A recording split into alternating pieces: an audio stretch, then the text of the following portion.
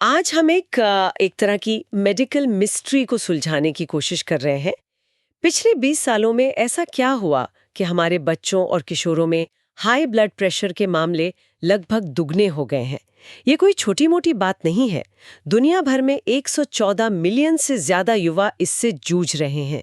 हमारे हाथ में the Lancet child and adolescent health में छपी एक अहम रिपोर्ट है जो सुरागों से भरी है। चलिए इन सुरागों की गहराई से पड़ताल करते हैं। बिल्कुल। और आज हमारा मिशन सिर्फ आंकड़े दोहराना नहीं है, बल्कि ये समझना है कि इस उछाल के पीछे की असल वजह क्या है। हम मोटापे से इसके गहरे रिश्ते को तो देखेंगे ही, साथ ही उन छिपे हुए खतरों पर भी बात करेंगे जो अक्सर हमारी नज़रों से ओझल करते हैं।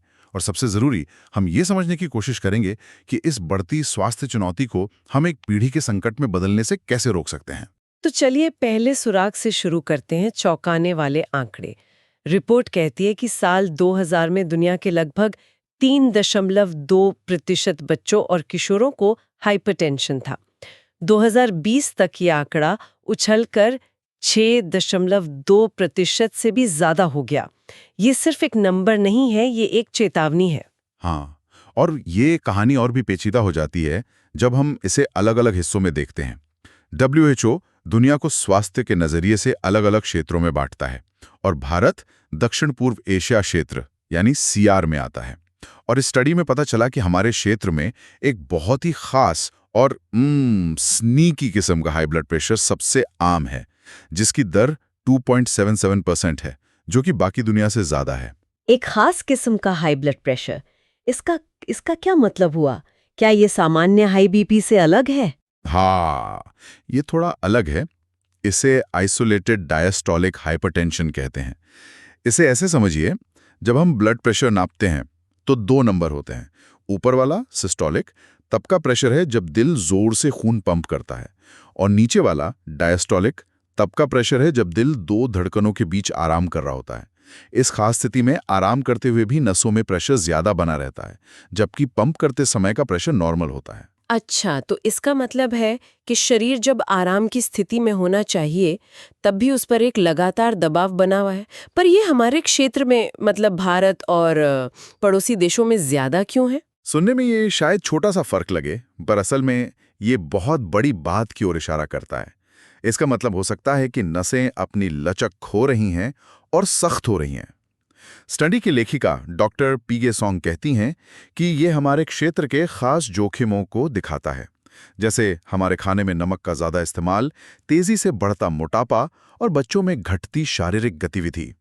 ये सिर्फ एक बीमारी नहीं, ये हमारे जीने के तरीके पर एक सीधी टिप्पणी है।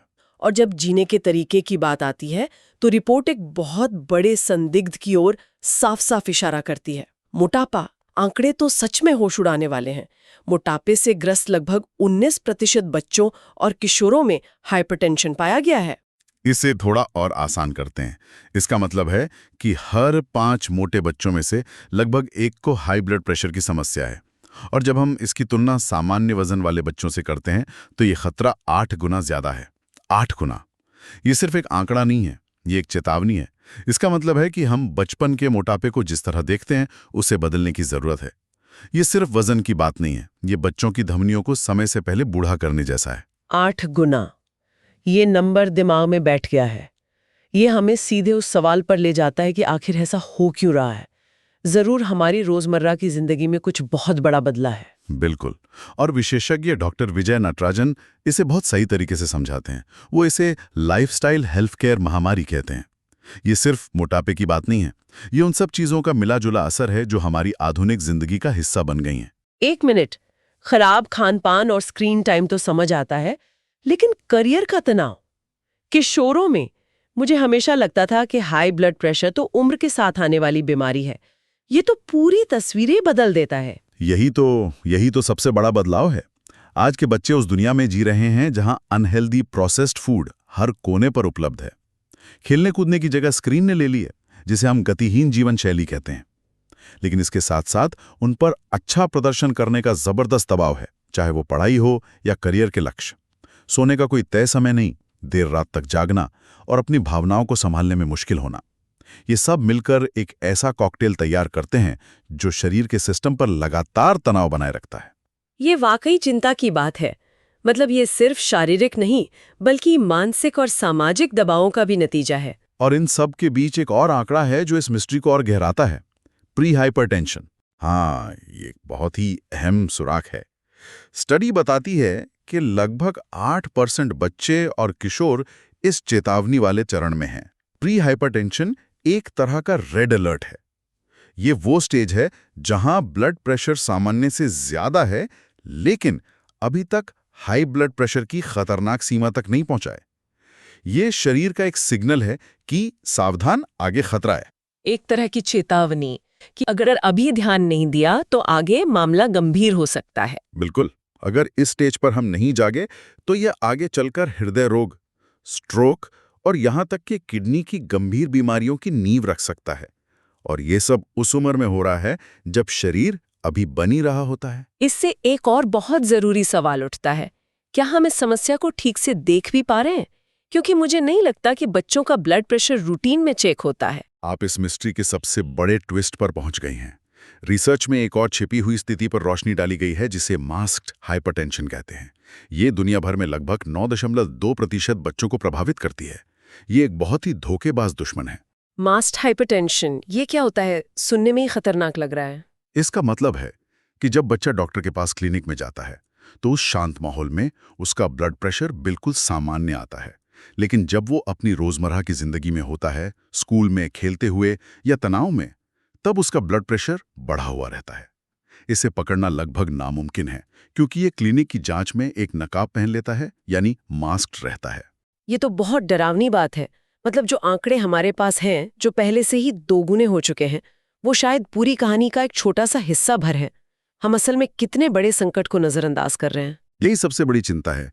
इसे अंडर डायग्नोसिस कहते हैं, यानी समस्या है पर पकड़ में नहीं आ रही। हम शायद बर्फ की चट्टान का सिर्फ ऊपरी सिरा देख रहे हैं। इसीलिए इस रिपोर्ट के शोधकर्ता और दुनिया भर के डॉक्टर एक ही बात पर जोर दे रहे हैं, नियमित और व्यापक स्क्रीनिंग। और ये स्क्रीनिंग सिर्फ डॉक्टर के क्लिनिक तक सीमित नहीं होनी चाहिए, सही कहा ना? बिल्कुल नहीं। विशेषज्ञों का सुझाव है कि स्कूलों और कॉलेजों में भी नियमित ब्लड प्रेशर की जांच होनी चाहिए। ये एक आसान और प्रभावी तरीका है जिससे हम इस छिपे हुए दुश्मन को शुरुआती स्टेज में ही पकड़ सकते हैं। डॉक्टर सॉन्ग ने यह भी बताया कि हमारे दक्षिण पूर्व एशिया क्षेत्र में घर पर बीपी की निगरानी करने वाली मशीनों का बहुत कम इस्तेमाल होता है। अगर परिवार घर पर नियमित रूप से बीपी की जांच करें तो हमें इस मास्क्ड हाइपरटेंशन का ज्यादा सटीक अंदाजा लग सकता है, लेकिन अभी हमारे पास वो डेटा ही नहीं है। तो आज की इस गहरी पड़ताल से हमारी मेडिकल मिस्ट्री के 3 मुख्य पहलू साफ हो गए हैं। पहला, बच्चों में हाई ब्लड प्रेशर अब कोई दुर्लभ चीज नहीं बल्कि एक महामारी की तरह फैल रहा है। दूसरा, इसका मुख्य अपराधी हमारा आधुनिक रहन सहन है, हमारा खाना, हमारी निष्क्रियता और हमारा बढ़ता तनाव। और तीसरा और शायद सबसे चौंकाने वाला पहलू ये है कि मास्क्ड हाइपरटेंशन की वजह से ये समस्या हमारी सोच से कहीं ज्यादा बड़ी और गहरी हो सकती है। हम जितना जानते हैं असल में उससे कहीं ज्यादा बच्चे खतरे में हो सकते हैं। तो इस सब का समाधान क्या है? क्या बस दवाइयां ही इसका इलाज है? नहीं, दवाइयां तो तब आती हैं जब नुकसान हो चुका होता है। ये समझना जरूरी है कि ये भविष्य का खतरा नहीं है, ये आज की हकीकत है। हाई ब्लड प्रेशर का बुरा असर दिल, दिमाग और किडनी पर बहुत कम उम्र में ही शुरू हो सकता है। इसलिए नियमित जांच और जीवन शैली में बदलाव की बात केवल एक सुझाव नहीं बल्कि एक तत्काल आवश्यकता है। तो अगली बार जब हम किसी बच्चे को घंटों वीडियो गेम खेलते या जंक फूड खाते देखें तो हमें सोचना होगा कि ये सिर्फ एक बुरी आदत नहीं है, ये एक मेडिकल टाइम बॉम्ब की टिक-टिक हो सकती है। तो आज की बातचीत एक विचार के साथ समाप्त करते हैं। सूत्रों ने हाइपरटेंशन को सिर्फ खान-पान से नहीं बल्कि किशोरों में करियर के लक्ष्यों से जुड़े तनाव से भी जोड़ा है। तो क्या ये मसला सिर्फ एक मेडिकल लक्षण का इलाज करने का है या हमें आधुनिक बचपन और शिक्षा के उस पूरे ढांचे पर ही सवाल उठाने की जरूरत है जो शायद इस तनाव को पैदा करने और बढ़ाने में एक बड़ी भूमिका निभा रहा हो?